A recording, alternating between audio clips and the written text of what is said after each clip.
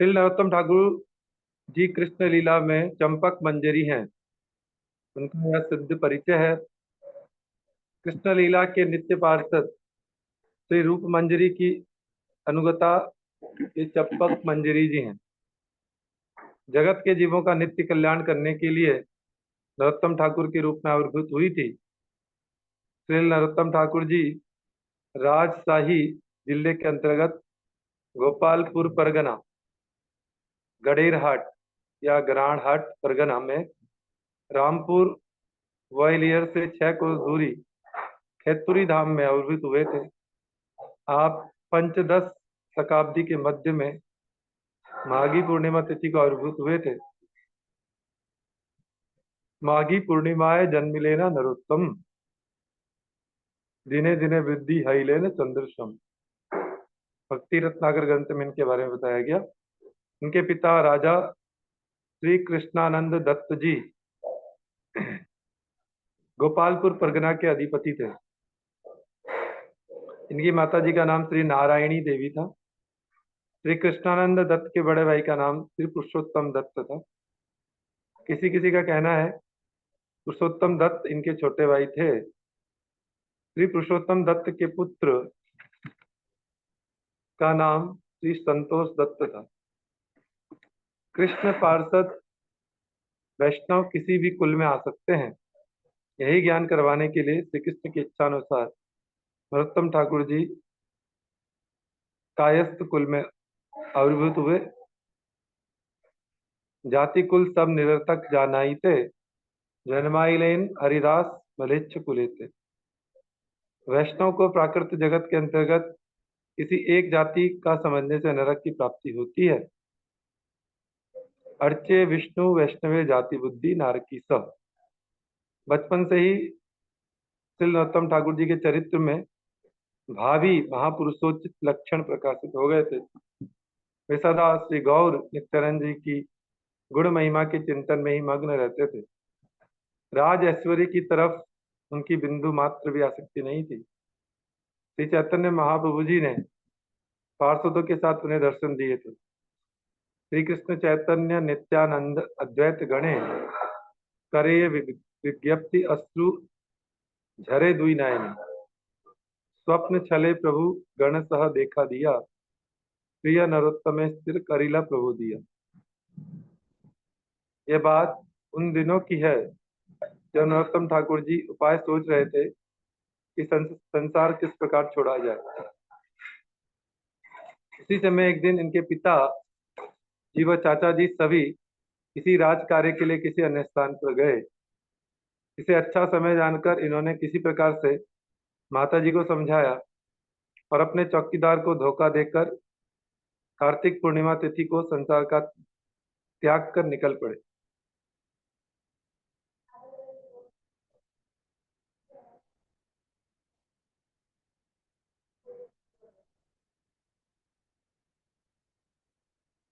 प्रेम विलास ग्रंथ में इस प्रकार वर्णन है कि एक बार कनाई नाटशाला गांव में आनंद से संकीर्तन और नृत्य करते करते चैतन्य महाप्रभु अकस्मात नरोत्तम नरोत्तम नाम लेकर पुकारने लगे।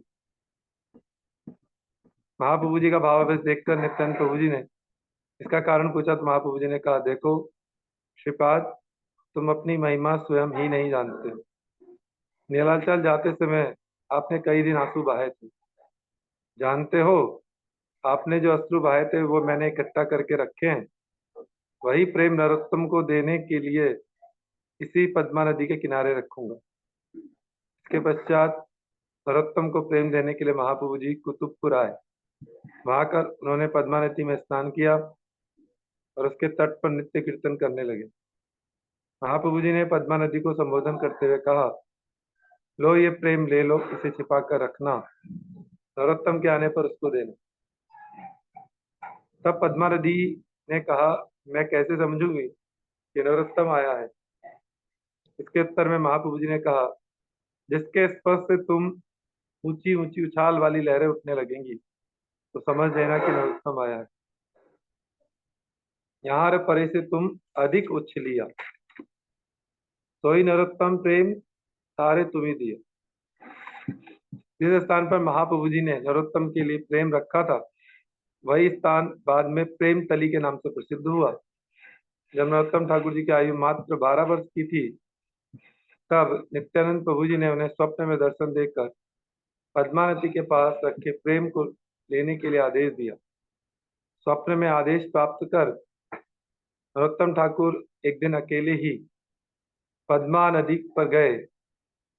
उनके स्नान करने से, उनके चरण स्पर्श से ही पद्मावती नदी में उछल उठी।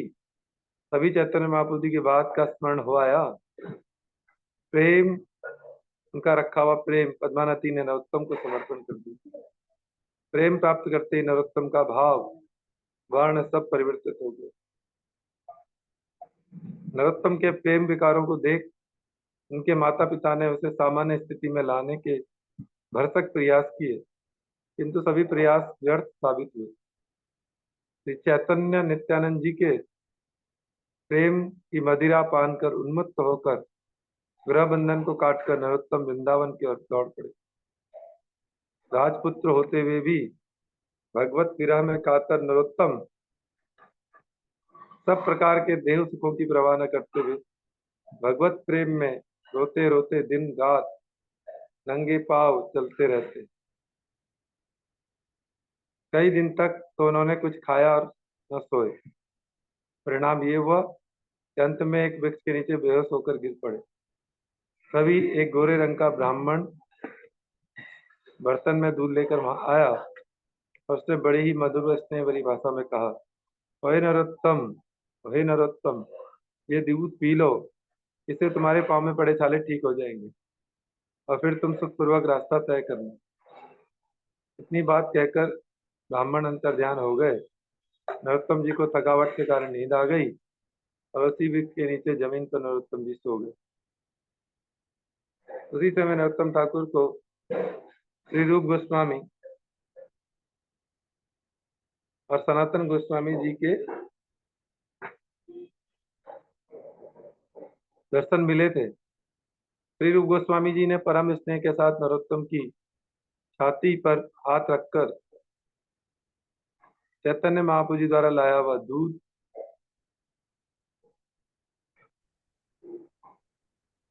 पिलाया, जिससे नरोत्तम जी का सारा कष्ट जाता रहा।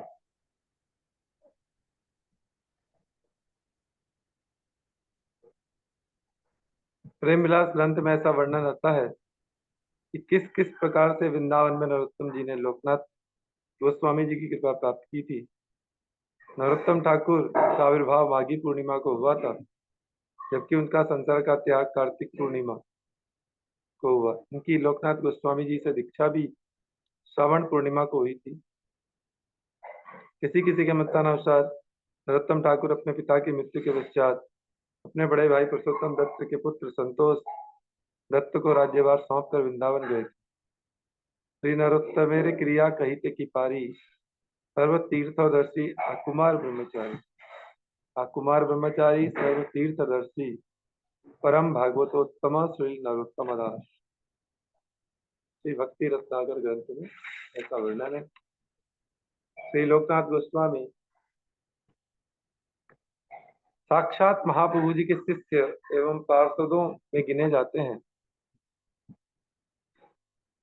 गौड़ीय वैष्णव में सबसे पहले यही चैतन्य महाप्रभु जी के आदेश से श्री भूगर्भ गोस्वामी जी को साथ लेकर वृंदावन आए। श्री लोकनाथ गोस्वामी जी ने ब्रजमंडल में रहते हुए तीव्र वैराग्य के साथ भजन किया था। वे विविक्तानंदी वैष्णव थे। उन्होंने ऐसा संकल्प लिया हुआ था कि किसी को भी शिष्य नहीं बनाएंगे, जबकि दूसरी ओर नरोत्तम ठाकुर जी का संकल्प था, यदि वे शिष्य बनेंगे तो लोकनाथ गोस्वामी जी के ही शिष्य बनेंगे। राजा के पुत्र होने पर भी लोकनाथ गोस्वामी जी को कृपा प्राप्त करने के लिए वे वृंदावन में प्रतिदिन आधी रात के समय उनके प्रातः जंगल पानी यानी कि शौच जाने के स्थान को साफ किया करते थे और साथ ही साथ हाथ धोने के लिए साफ मिट्टी और जल भी रख देते। प्रेम विलास ग्रंथ में ये प्रसंग इस प्रकार से वर्णित है। ये स्थाने गोसाई जीव यान बहिर्देशे श्रेष्ठा न्यायी करें संस्कार विशेष। मूर्तिकार सोचे लागी माटी छानी आने नित्य नित्य ऐमल करीने सेवन। झाटागाछी पूती राखे माटीर भीतरे बाहिर करी सेवा करे आनंद अंतरे। अपना के धन्य माने शरीर सफल प्रभु चरण प्राप्त यही मोर बल। कहते कहते कांधे झाटा बुके दिया 5-7 धारा बहे हृदय भसिया। अर्थात श्री लोकनाथ गोस्वामी जिस स्थान पर शौच आदि के लिए जाते थे नरोत्तम ठाकुर जी जाकर उस स्थान को साफ कर देते और हाथ साफ करने के लिए छानी हुई मिट्टी लाकर वहां रख देते थे। इस सफाई करने के पश्चात झाड़ू को वृक्ष की ओट में मिट्टी के नीचे छिपा कर रख देते थे। प्रतिदिन इस प्रकार सेवा करते हुए आनंद का अनुभव करते थे। अपने आप को धन्य मानते हुए समझते कि मेरा जन्म सफल हो गया। तो मानते थे कि प्रभु की प्राप्ति के लिए गुरु सेवा ही मेरा बल है। इतना कहकर वे झाड़ू को छाती से लगाकर क्रंदन करते रहते। उनके नेत्रों से अश्रुओं की धाराएं बहती रहती। प्रतिदिन शौच के स्थान को निर्मल और दुर्गंध रहित देखकर लोकनाथ गोस्वामी जी आश्चर्यचकित हो गए और सोचने लगे कि कौन व्यक्ति है, ये काम कौन कर रहा है। ये देखने के लिए कि कौन मेरे शौच के स्थान की सफाई इत्यादि करता है। एक दिन वह शौच के स्थान के पास गुप्त स्थान में छिपकर बैठ गए और हरिनाम करने लगे। उन्होंने देखा एक व्यक्ति आधी रात को आया, उसने सफाई का कार्य करना प्रारंभ किया। अंधेरे में दूर से ही उन्होंने उसका परिचय पूछा। जब उन्हें मालूम हुआ कि ये तो राजपुत्र नरोत्तम का ही काम है तो लोकनाथ गोस्वामी जी अत्यंत संकुचित हो गए और उसे भविष्य में ऐसा घृणित कार्य करने के लिए मना किया। किंतु नरोत्तम ठाकुर जी की ऐसी दीनता व्याकुलता को देखकर लोकनाथ गोस्वामी जी का चित्त उनके प्रति स्नेह से भरा है और अपने संकल्प को छोड़कर उन्होंने उन्हें दीक्षा प्रदान कर दी। इस प्रकार नरोत्तम ठाकुर जी ने स्वयं आचरण करते करके जगतवासियों को इच्छा दी कि गुरु सेवा किस प्रकार की जाती है। हे नए समय नरोत्तम तथा गिया गुरु सेवा यथोचित कैला हर्ष हैया। सेवाए प्रसन्न हैया दीक्षा मंत्र दिल नरोत्तमे कृपा अवधि प्रकाशित। उसी समय नरोत्तम ठाकुर जी ने वहां जाकर आनंद के साथ यथोचित श्री गुरु जी की सेवा उनकी सेवा में प्रसन्न होकर गुरु जी ने उन्हें दीक्षा प्रदान की तथा इसके द्वारा उन्होंने नरोत्तम जी पर असीम कृपा प्रकाशित की कि वह नव्य यौवन से परम सुंदर कार्तिक पूर्णिमा देने छाड़ी लेने धर भ्रमिया अनेक तीर्थ वृंदावने गेला लोकनाथ गोस्वामी स्थाने शिष्य हैला। श्रावण मासेर पौर्णमासी शुभ क्षण करी लेने शिष्य लोकनाथ नरोत्तम। भक्ति रत्नाकर ग्रंथ में वर्णन है। वे कितने नवयौवन संपन्न परम सुंदर थे इसका वर्णन करना बड़ा मुश्किल है। वे कार्तिक मास की पूर्णिमा के दिन पर घर त्याग कर अनेक तीर्थों का भ्रमण करते हुए वृंदावन पहुंचे। वहां वे श्री लोकनाथ गोस्वामी जी के शिष्य बने। श्रावण मास की पौर्णमासी के शुभ क्षणों में लोकनाथ गोस्वामी जी ने श्री नरोत्तम दास जी को शिष्य बनाया था। श्री नरोत्तम ठाकुर लोकनाथ गोस्वामी जी के एकमात्र शिष्य थे। विश्वव्यापी श्री चैतन्य मठ श्री गौड़ी मठ के प्रतिष्ठाता नित्य लीला प्रविष्ट 108 शिव भक्ति सिद्धांत सरस्वती गोस्वामी प्रभुपाद जी ने भी नरोत्तम ठाकुर की तरह आचरण करके गुरुपाद पद्मों की कृपा प्राप्त करने के लिए असीम धैर्यशीलता की शिक्षा दी। लोकनाथ गोस्वामी जी की तरह गौर किशोरदास बाबा जी ने भी किसी को भी मंत्र न देने का संकल्प लिया था। उन्होंने प्रभुपाद जी को 3 बार स्वीकार कर दिया किंतु प्रभुपाद जी ने इतने पर भी धैर्य नहीं खोया। परिणाम स्वरूप प्रभुपाद जी की दीनता और आतुरता को देख गौर किशोरदास बाबा जी महाराज ने अपना संकल्प छोड़ दिया और स्नेह से भरे चित्त से उन्हें मंत्र दीक्षा प्रदान की। श्री गौर किशोरदास बाबा जी महाराज एकमात्र शिष्य थे श्री जगत गुरु सरस्वती गोस्वामी रघुरूपाद। श्री रूप सनातन आदि के अप्रकट होने के पश्चात श्री जीव गोस्वामी जी उत्कल गौड़ मातृमंडल के गौड़ीय संप्रदायों के सर्वश्रेष्ठ आचार्य के पद पर अधिष्ठित हुए थे एवं वे वृंदावन में विश्व वैष्णव दास सभा के श्रेष्ठ पात्र राजा थे। वृंदावन में श्री जीव गोस्वामी जी के आश्रय में ही श्रीनिवास नरोत्तम और दुखी कृष्णदास ने अध्ययन शिक्षा प्राप्त की। श्री जीव गोस्वामी जी ने निवास नरोत्तम और दुखी कृष्णदास को क्रमशः आचार्य ठाकुर और श्यामानंद नाम प्रदान कर तमाम गोस्वामी ग्रंथों के साथ गौड़देश में प्रेम का प्रचार करने के लिए भेजा था। बंगाल में राजा वीर हम्बीर सारा ग्रंथों की चोरी करने एवं बाद में श्रीनिवास आचार्य जी द्वारा उनको ढूंढ निकालने का समाचार जीव गोस्वामी जी ने सुना था। वन विष्णुपुर में ग्रंथों के अपहरण उन्हें ढूंढने का प्रसंग इसी ग्रंथ में श्रीनिवास आचार्य जी के चरित्र में हम लोगों ने श्रवण किया है।